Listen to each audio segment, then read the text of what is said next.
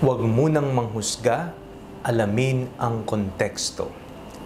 Ako po si Father Fiel Pareha at ito po ang ating segment, ang Daily Devotion, na kung saan tayo po ay magdarasal, magbabasa at magninilay kasama ng salita ng Diyos sa buong taon. Manalangin tayo. Sa ngalan ng Ama, ng Anak at ng Espiritu Santo. Amen. Halina, banal na Espiritu, liwanagan mo ang aming puso at isip nang maunawaan at may sa buhay namin ang iyong salita. Amen. Our Bible passage for today is from the Gospel of St. Matthew chapter 12, verses 1 to 8, and I read it for you. At that time, Jesus went through the cornfields on the Sabbath. His disciples were hungry, and they began to pluck heads of grain and to eat.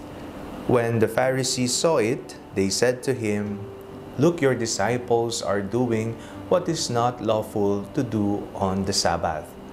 He said to them, "Have you not read what David did when he and his companions were hungry? He entered the house of God and ate the bread of the presence, where it was not lawful for him or his companions to eat, but only for the priests. Or have you not read in the law that on the Sabbath the priests in the temple break the Sabbath and yet are guiltless? I tell you, something greater than the temple is here.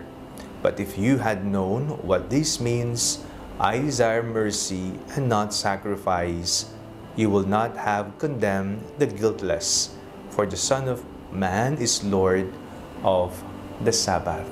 Isa po siguro sa kinaiinisan natin at ayaw na ayaw po natin ay yung nakikisawsaw sa usapan. Ito yung mga tao na hindi alam ang konteksto, ni hindi alam kung ano ang tunay nangyari, ang kaganapan, pero kung makapagsalita ay akala mo nandoon sila sa mismong tagpo. May kakilala po ba kayong ganyan? O isa ka ba sa mga ganyan? Sa ating pong binasang ebanghelyo sa araw na ito, ang mga Pariseyo po ay nagwika. Bakit ang iyong mga alagad ay lumalabag sa Sabat? Bawal yan, ika nila. Pero ang ating Panginoong Jesucristo ay bumalik sa kung ano ang ginawa ni Haring David, kung ano ang nangyari sa lumang tipan. At ang sabi sa bandang huli, ang aking hinihingi ay awa at hindi sakripisyo. For the Son of Man is Lord of the Sabbath.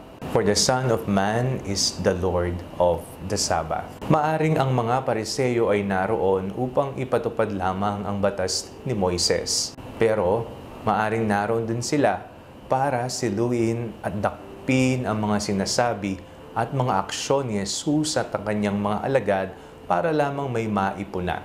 Nakikisawsaw lang sila. Hindi alam ang tunay na konteksto ng kanilang pinapairal na batas. Nandyan si Jesus mas higit sa Sabat. Nawa sa ating pamumuhay, ipairal po natin ang pangunawa at ang ating pangunawa nawa ay magdala sa awa.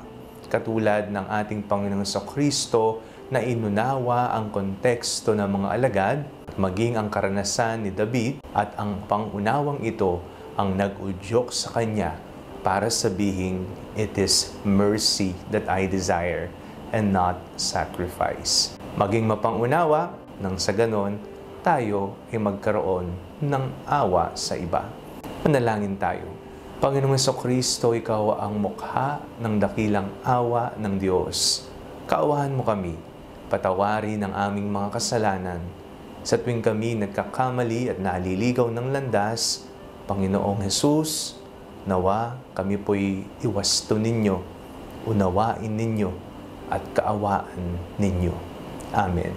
Sa ngalan ng Ama, ng Anak, at ng Espiritu Santo. Amen. Huwag po ninyong kalimutang i-like ang video ito. Mag-comment po kayo and share it with your family and friends. Ang Panalangin Bago Matulog ay may sariling Facebook page na po. Huwag niyo pong kakalimutang mag-like at mag-follow dito, and do not forget to subscribe to our YouTube channel. Click niyo lamang po ang link na nasa description ng video ito, o kaya naman po, just search Father Fiel Pareha. God bless you po.